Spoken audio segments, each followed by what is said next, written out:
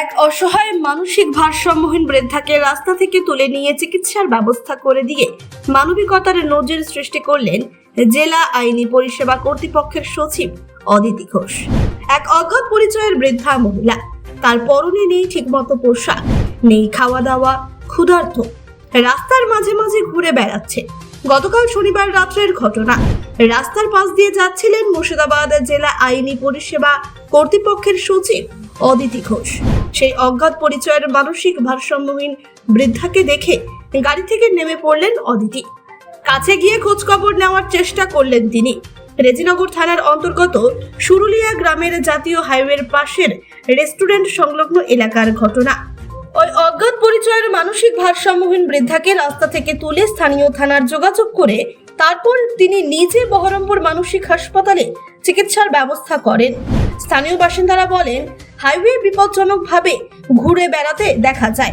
বেশ কিছুদিন ধরে তিনি এলাকায় ঘোরাঘুরি করছেন। কয়েকদিন আগে মোটর বাইক দুর্ঘটনায় আহত হয়েছিলেন তিনি। তার চিকিৎসার জন্য ব্যবস্থা করেছিলেন স্থানীয় বাসিন্দারা। প্রশাসন ও অজ্ঞাত পরিচয়ের বৃদ্ধা মহিলার পরিচয় জানার চেষ্টা করছে। মানসিক ভারসাম্যহীন বৃদ্ধা মহিলার বহরমপুর মানসিক হাসপাতালে চিকিৎসা চলছে। তার দ্রুত সুস্থ করে পরিবারের সঙ্গে যোগাযোগের চেষ্টা করছে প্রশাসন। মুর্শিদাবাদ জেলা আইনি কর্তৃপক্ষের সচিব অদিতি ঘোষের এই মানবিক উদ্যোগকে সাধুবাদ জানিয়েছেন এলাকার সর্বস্তরের মানুষ। আমি সেক্রেটারি ডিএলএস এর মুর্শিদাবাদ অদিতি ঘোষ। গতকাল কলকাতা থেকে আসার সময় বহরমপুরে গাড়িতে আমি রেজিনগর ছাড়িয়ে যখন বেলডাঙায় ঢুকছি সে সময় কিছুক্ষণ রেস্টুরেন্টের একটু আগে একজন মহিলাকে রাস্তার বাঁদিকে বসে থাকতে দেখি। সেই মহিলাটিকে দেখে আমার অপ্রকৃতিস্থ মনে হয়েছিল এবং সেই ঘটনাটা জানার পরে আমি সাথে সাথে আমাদের অফিসের যিনি স্টাফ ইন্দ্রজিৎ কুণ্ডু ওনাকে ফোন করে বলি যে আমাদের পিএলভিকে ওখানে পাঠিয়ে যেন মহিলাটির একটা খোঁজখবর নেওয়া হয় এবং তার যদি কোনো রকম সাহায্য দরকার হয় যেন সেটা আমরা করি। এবং তার পরবর্তীতে রেজিনগর থানার সঙ্গে আমাদের পিএলভি ওখানে যায় এবং গিয়ে সেখানে রেজিনগর থানার সঙ্গে যোগাযোগ করা হয়। করে সেখান থেকে পুলিশের সাহায্য নিয়ে মহিলাকে আমরা মানসিক হাসপাতালে নিয়ে আসি এবং সেখানে আসার পরে তার অন্যান্য পরীক্ষা নিরীক্ষা এবং মানসিক যে ভারসাম্যহীনতা বা মানসিক স্থিতির একটা পরীক্ষা হয়, তাতে দেখা যায় মহিলা কথা বলতে পারছেন না এবং ওনার মানসিক সমস্যা রয়েছে। তারপরে ওনাকে মানসিক হাসপাতালে ভর্তি করে নেওয়া হয়। এই ব্যাপারে মুর্শিদাবাদ ডিএলএস এর এই কাজটা করতে পেরে আমরা অত্যন্ত আনন্দিত। বহরমপুর থেকে রঙ্গিলা খাতুনের রিপোর্ট, চেতনা নিউজ।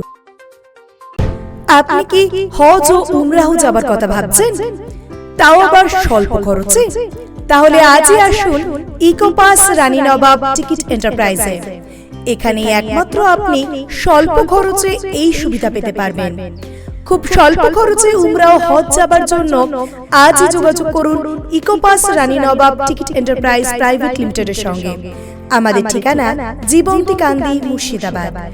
উমরাহ হজে থাকছে বিশেষ সুবিধা, ভিসা থেকে শুরু করে যাওয়া আসার টিকিট, হোটেলে থাকা ও খাওয়ার সুব্যবস্থা। এছাড়াও থাকছে মক্কা এবং মদিনার পবিত্র জায়গাগুলির জিয়ারতের বিশেষ সুবিধা, সেই সঙ্গে যে কোনো সমস্যার চটজলদি সমাধানও। তাহলে আর ভাবনার কি?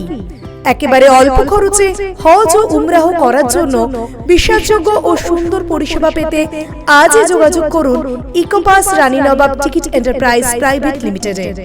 প্রযত্নে মোহাম্মদ গাফফার শেখ। আমাদের ঠিকানা জীবন্তী পেট্রোল পাম্পের কাছে, কান্দি, মুর্শিদাবাদ। মোবাইল নম্বর 9126417410 অথবা 7908682681 এই নম্বরে।